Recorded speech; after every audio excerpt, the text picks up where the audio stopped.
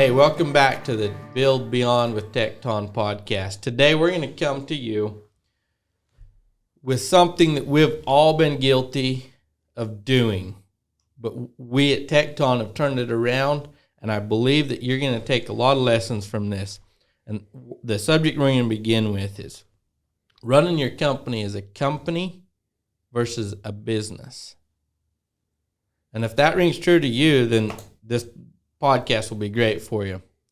I'm going to start out by just going over here to Bert and just saying, hey, do you know what I'm talking about when I say, did you run your former company as a company that just employed you as a free person, or a business that you huge goals for, etc., that you were focused on? Well, I'd say that we started a company with the idea of building a business, and I think we had some success in building a business. As you define it, as whether you're trying to grow it and build it into a bigger working machine is what I think of a business, and a company is probably more along the lines of, taking care of your immediate family and employing a few people and just kind of going along with whatever work you can get, not necessarily growing, just kind of maintaining what you have going. And I think it was hard to break through from a company to a business. And I think once you do that and the wheels get rolling, then there's just maintenance and things you got to do. And I feel like it was more of a company in the business that I was in before, in Total, more of a company, because it grew and it was good, but then it's kind of stifled growth. But that was just due to circumstance and having the umph and the will to keep going and push through the trials. Yeah, I think you're saying it pretty good. One of the big ways you can tell if you have a company or a business is how much are you involved in the day-to-day efforts of the company. If it is consuming you 100% as the founder and owner, then pretty good chance it's just a company. And you got a lot of work to do on the business side, and to make that transition, it's tough. You have to give up responsibility, you have to give up leadership, and you have to give up, frankly, some profits and money. Sometimes ownership, like we here at Tecton did. I, for one, ran my own company, because it wouldn't have got anywhere without me actually getting out there with my tool belt on, swinging a hammer.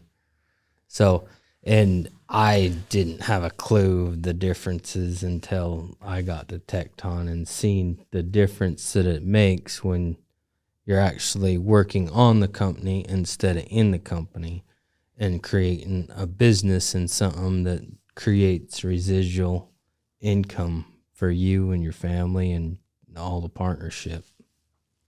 I want to hear more about the difference between a company and a business and how you extinguish it, and how, when does one become the other or vice versa, and how is it not essentially just the same thing? They're both LLCs or S corps. You are correct there. Absolutely. But building a company, we have some subcontractors that are working for us. For instance, love the guys. Don't want them to quit being a company. But where's their business side? Pursuing work, pursuing processes, pursuing a marketing campaign, pursuing what it takes to repeat your successes and do away with your failures. You got to have that data. You got to know that. For the most part, when someone starts especially our sector of work, construction, they're simply just going and getting an LLC and getting some books and putting a card in on file, whatever. Start tracking bare minimum so they can file taxes as a company. And that's as simple as that. You either have a company or a business. What is the founder's visions? Since I started Tecton, I was constantly looking for someone to help me take over my infield so I could start learning about business, learning how to focus. Quite frankly, I sucked at it until I got some responsible partners like yourselves that had went through and just like, you know what, I'm done building this damn company, or I'm done being in this company. I want to be a part of a business that's actually growing, that has a place in the market, that's known, that can be known, and that can grow. And with that being said, like, what would you say that your former company or business? Because from an outsider looking in, I know that as far as personnel goes, was probably you were working in it, not on it to an extent, but I just seen it grow. I seen new developments coming to it. Like, you went from just, general to doing your own dirt work, having your own excavators, and like, I seen it, my perspective, it was growing. And that's kind of what I'm taking from this is a business is what you do with your company. Saying you're growing your company, it is a business at that point. Well, to answer your question, so after it started, it started with big dreams and ideas, and that's why you seen the growth that you did, I feel like. But once you plateaued, I'm reminded of the E-Myth book, in the story, and it was the E-Myth remix. I guess there's a couple more I got to look into, but it was the pie maker, and she told her story about she had this wonderful business of making pies, and she had learned from her grandma, if I remember right, and she got it the formula and the recipes all perfect, and the process was perfect, and she could reproduce the exact same pie, and it would taste the same each time herself. But as she would hire people to help her make the dough or help her put the ingredients together, she wasn't satisfied with the product. So what had turned out, that she had inserted herself back into her business instead of forging forward and finding a way to produce your product time and time again by a process. It can be done in construction, but processes and people are just key factors to continue growth in company, to become a business. And I do believe that Common Sense was a business and a growing business, but then that happened. I inserted myself back into the company as, if it's going to be done right, I better get back out there and do it myself. So many people can relate to that. And that's that's what I feel like. There's not an accountability necessarily other than to myself. I was leading the ship. I was the captain of the ship. What do you guys think is worse? Thinking that it has to be done so perfectly, or inserting yourself back into it? Which one of those two things are worse? Yeah. So if you could just let go, like it doesn't have to be perfect. You know, you got to please some customers. I understand that, and you can grow off of a basis. And sometimes it'll take longer than others. Sometimes it'll be super frustrating. But is it more detrimental that it's not done perfectly, or how you would perceive right, or jumping back in? I'm going to answer that question with a little scenario, and then I'll answer the question.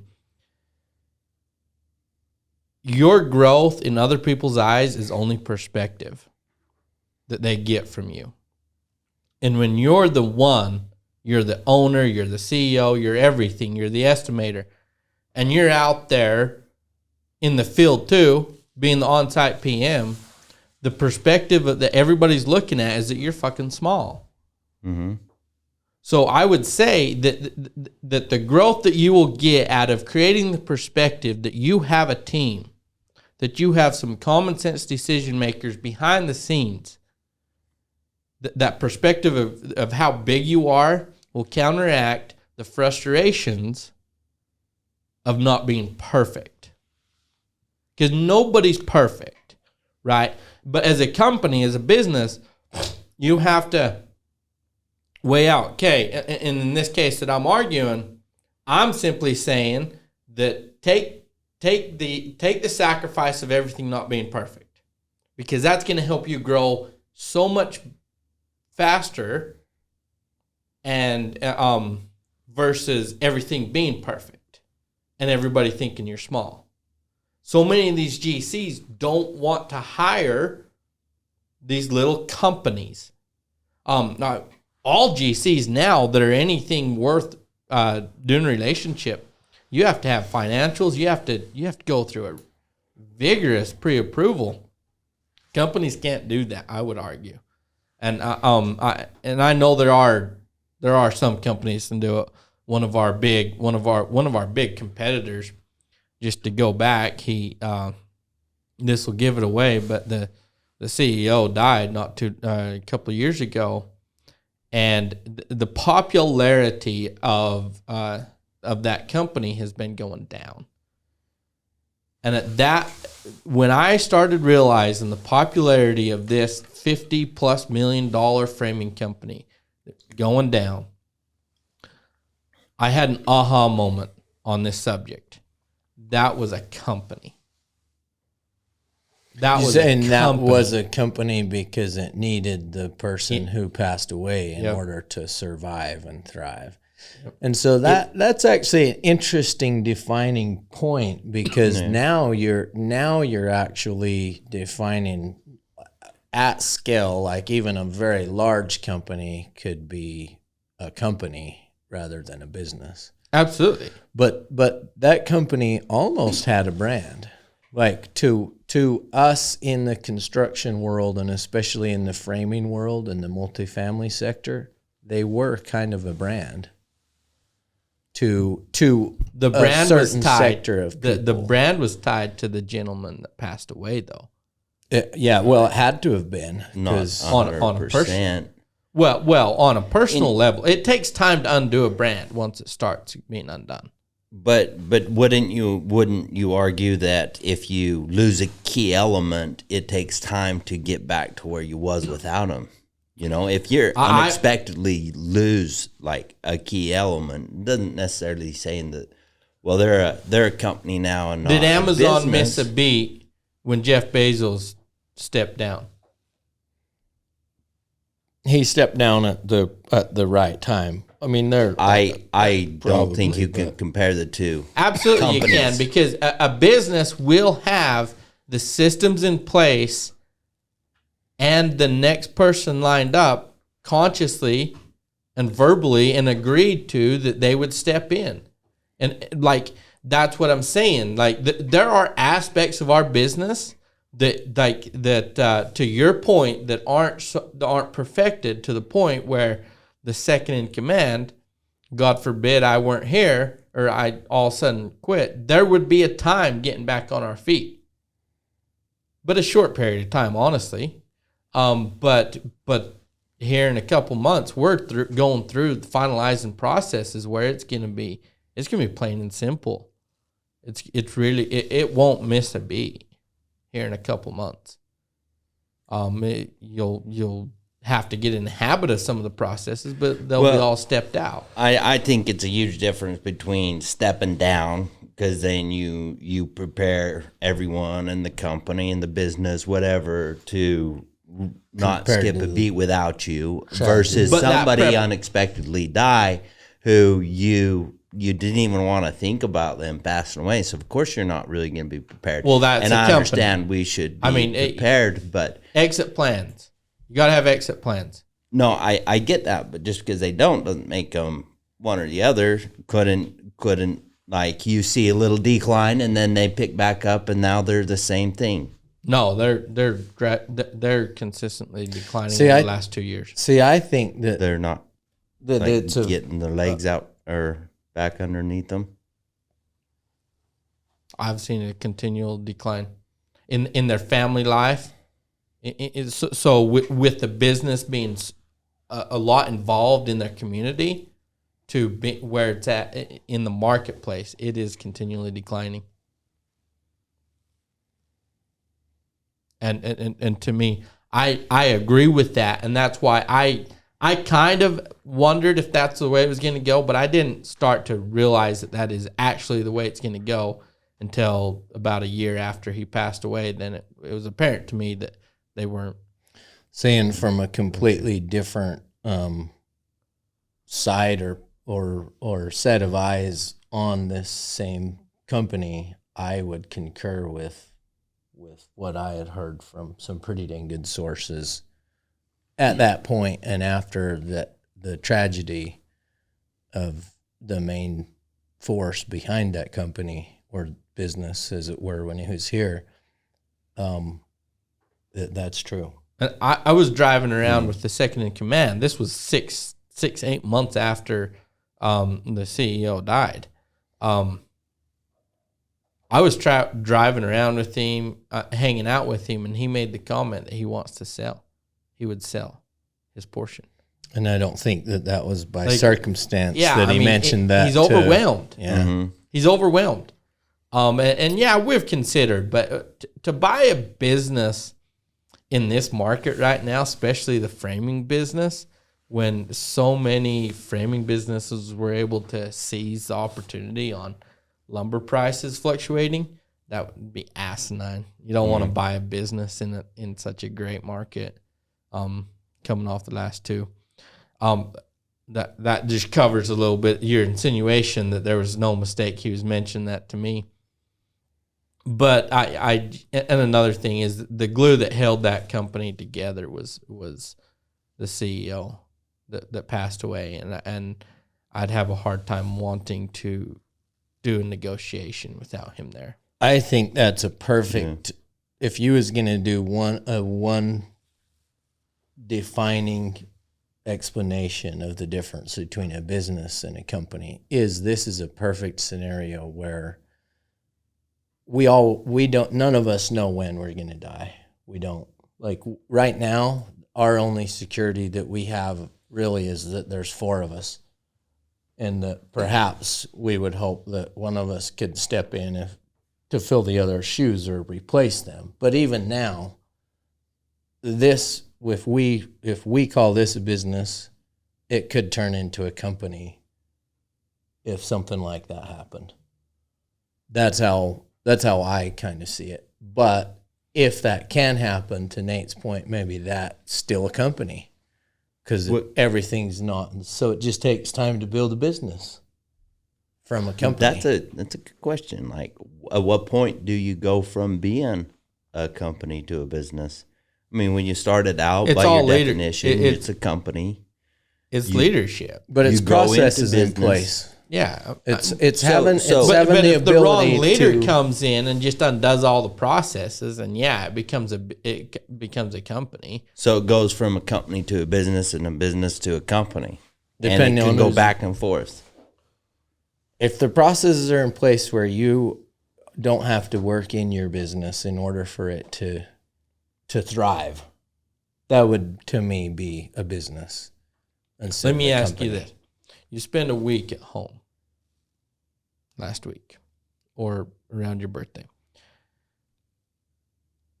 Was it a company that like, and this is a question for all of us. Do you think it was a company that kept him in business, kept him being paid, kept him going while he took that week off physically?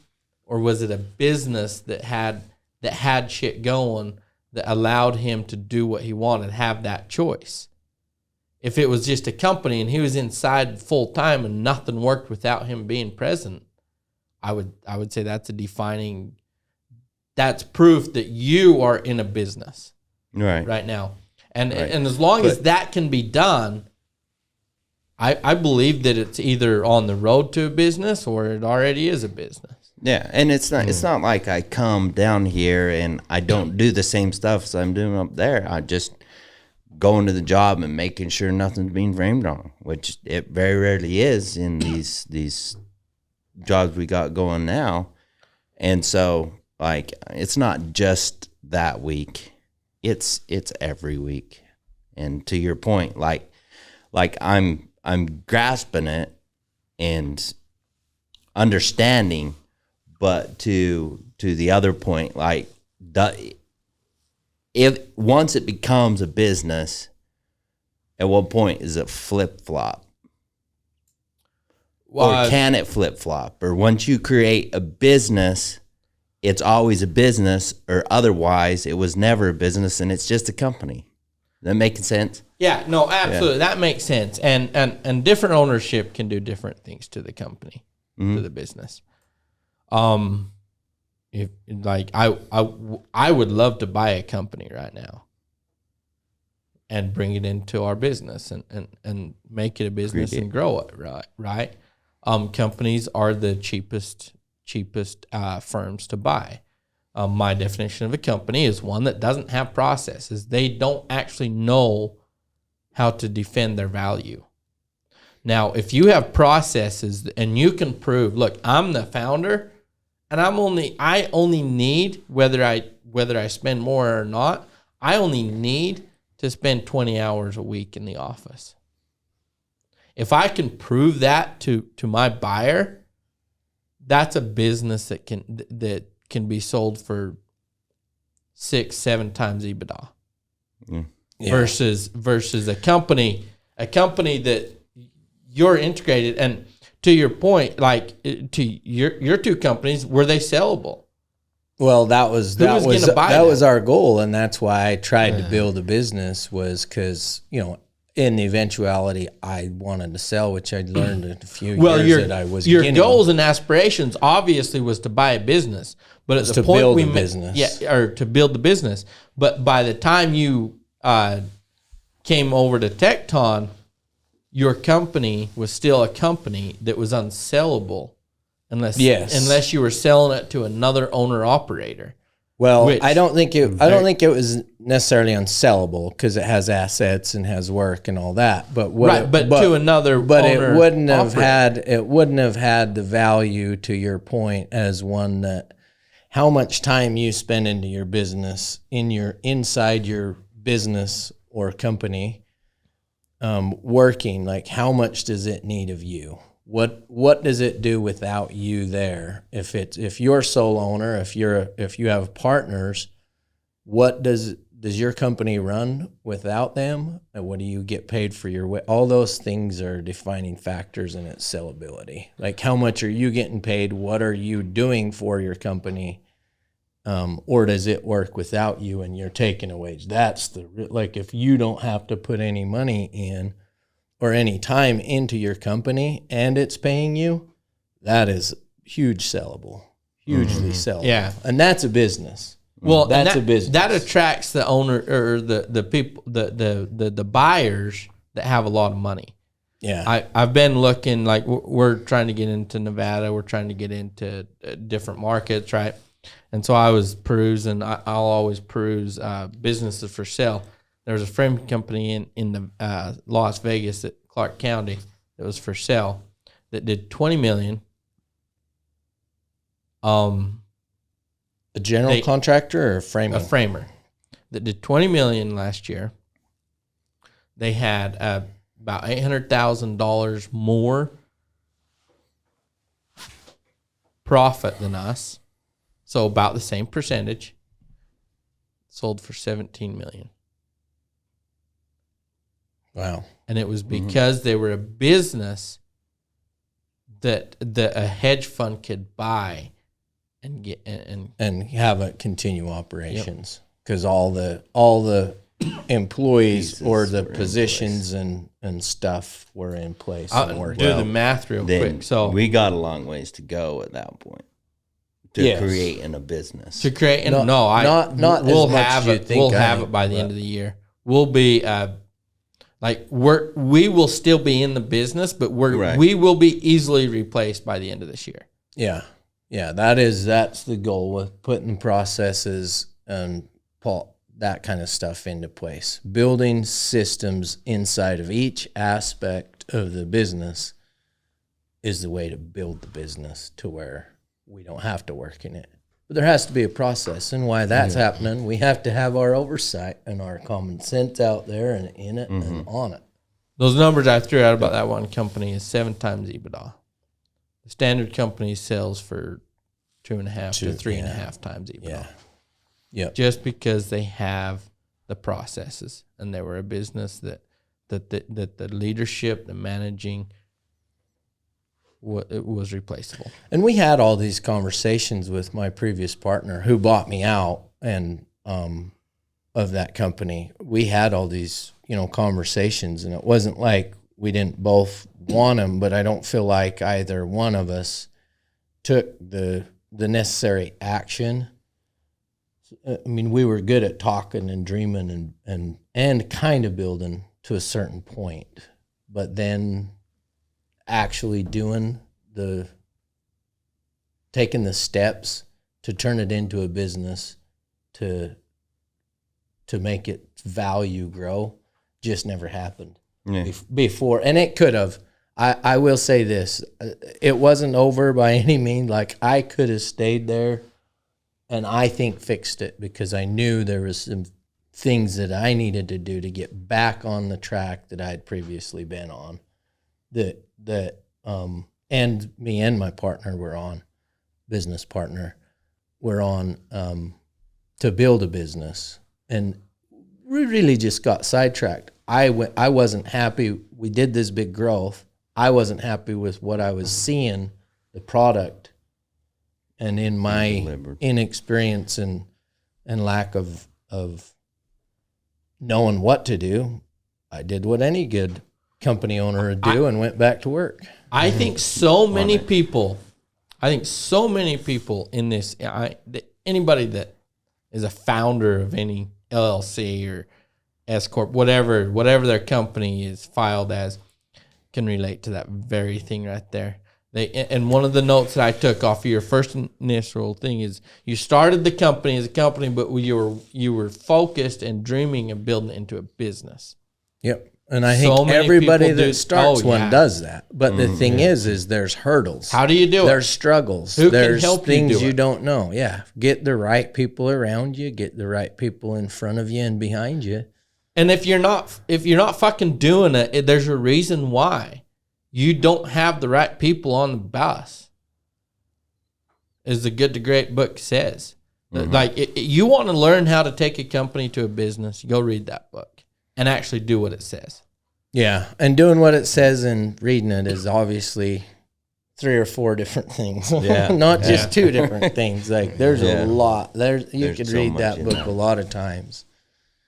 And But it's a great book. It's super important so I'm going to go back. And another reason why this is such a big thing in my mind is I was inside a pretty big company, and I was up there. I was their lead estimator, sales, and I was making very good money. I was close to 6 figures, and that was 7 years ago. And we went to a seminar. And this was one of those shows that had different rooms in there. And I was walking down the hallway, and on the sign I said, how to build an exit plan. And I'm like, God, that's a perspective I've never seen before. Why the fuck would you build an exit plan into a business? Why the fuck would you do that? So I walked in there. Like that was really curious. And at that moment, I knew I wanted to start a business.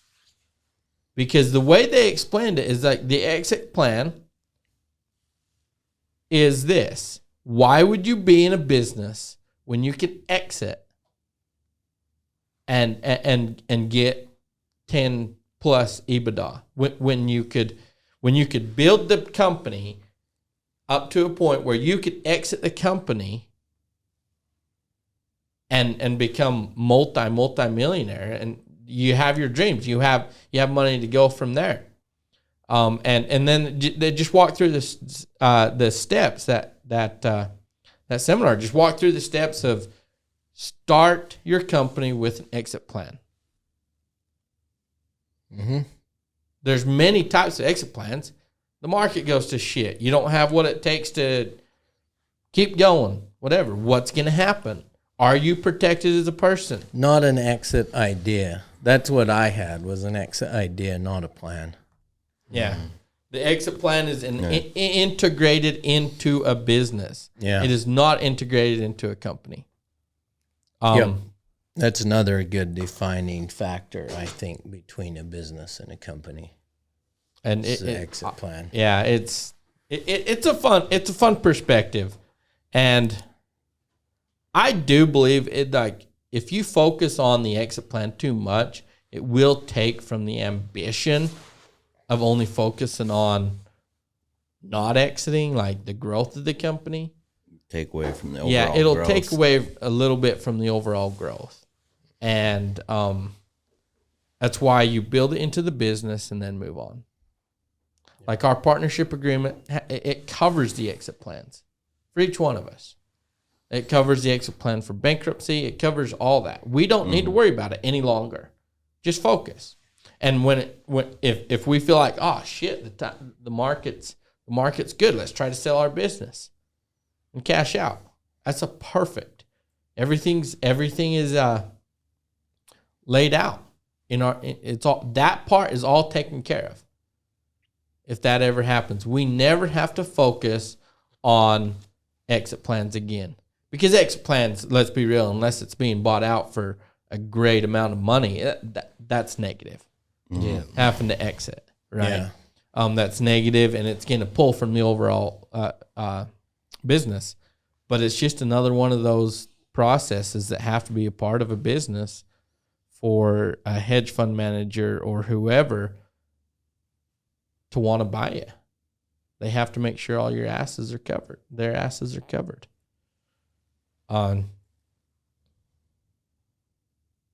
So I think it's super important. And if you have a company, start thinking how you can build it into a business, because that's what's going to make you rich. That really is. Well, and free. Rich with time. Yep.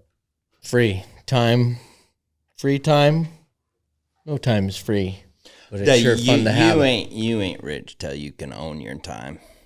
Exactly. Time is the only thing. Like that's if you don't have time, I said y'all's came into the business and we all took our specific scopes, our responsibilities, which in fairness hasn't only given me time. We all have a certain amount of time. I might have the most free time, but y'all's have a certain amount of free time. Absolutely. You know, we're in the middle of a work week and we're here building a podcast. Recording a podcast with you guys. Yeah. So, I mean, we all have time. Yeah. Did I give up some profit? I would argue no. Because I wouldn't be where I'm at. I wouldn't be doing as much as I am without y'all. The profit growth. Well, yeah. The profit growth absolutely. Enough. Yep. Absolutely. I appreciate you recognizing that, because I feel like we do bring our own values here, even though there was plenty to start with. We doubled our overhead from 2022 to 2023, and we still had the same amount of profit percentage. net percentage.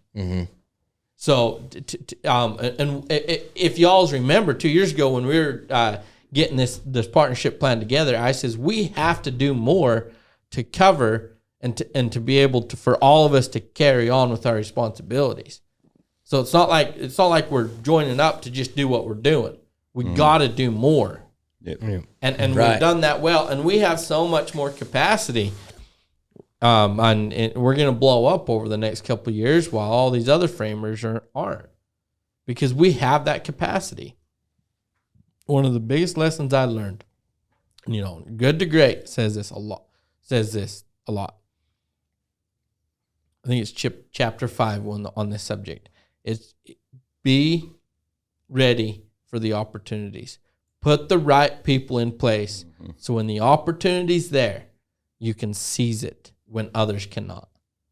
Yeah, being ready. Yeah. That was one of my favorite things actually about the book, because if you're not ready for growth or prepared for what might be coming or paying attention to what might be coming, then you're I would argue that any two of us could we'd be a lot more busy. We wouldn't have as much free time as we are, but we could do what the company's doing right now.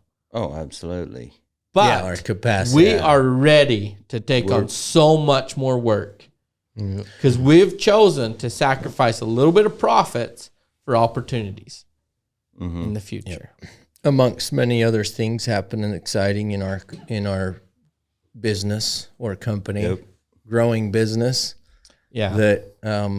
That is in line with being ready, like watching what the market's doing and try and be ready for that too, whether it's good or bad.